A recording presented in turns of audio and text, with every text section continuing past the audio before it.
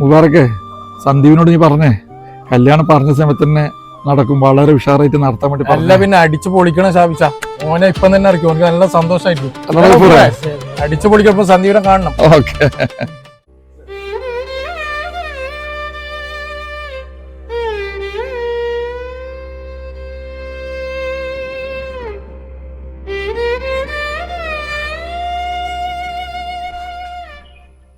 ലതിക ചേച്ചി,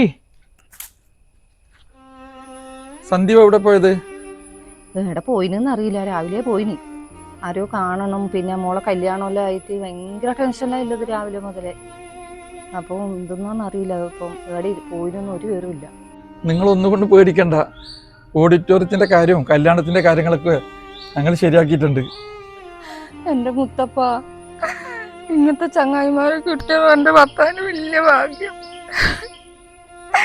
എങ്ങനെ എന്റെ മോളെ കല്യാണം നടത്തുന്നു ഒരുപാട് വിഷമിച്ചിട്ടാണ് രാവിലെ പോയിട്ട്.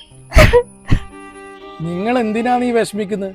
നമ്മളെ ഈ സ്ഥാപിച്ച പറഞ്ഞ പോലെ എല്ലാ കാര്യങ്ങളും സെറ്റപ്പ് ആക്കിയിട്ട് വന്ന് ഈ സന്തോഷ വാർത്ത സന്ദീപിനെ അറിയിക്കാൻ വേണ്ടി നമ്മൾ രാവിലെ മുതലേ ഉണ്ട് പരുതുന്നത്.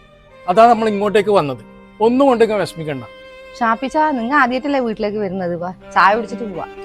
ഇപ്പം ചായ ഒന്നും വേണ്ട, ഞങ്ങൾ ഏതായാലും സന്ദീപിനെ കണ്ടിട്ട് വരട്ടെ.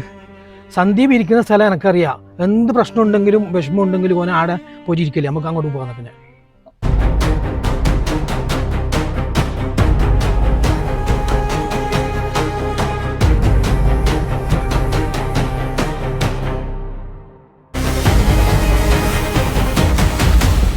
എന്താ സന്ദീപേട്ടാ എനിക്ക് നേരത്തേക്ക് കൊറേ സമയം പരുതുന്നുട്ടോ.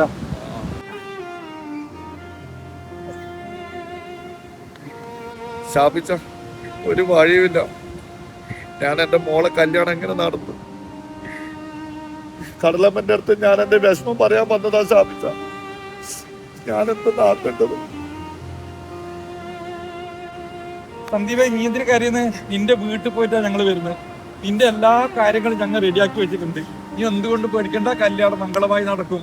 സ്ഥാപിച്ച നിങ്ങൾ കടലിന്റെ തിരമാല പോലെ ജീവിതം മാറി മറിയും. കടലമ്മ എന്നെ ഒരിക്കലും ചത്തൂല. എന്റെ കൂടെ തന്നെ ഉണ്ടാവും എന്റെ കടലമ്മ.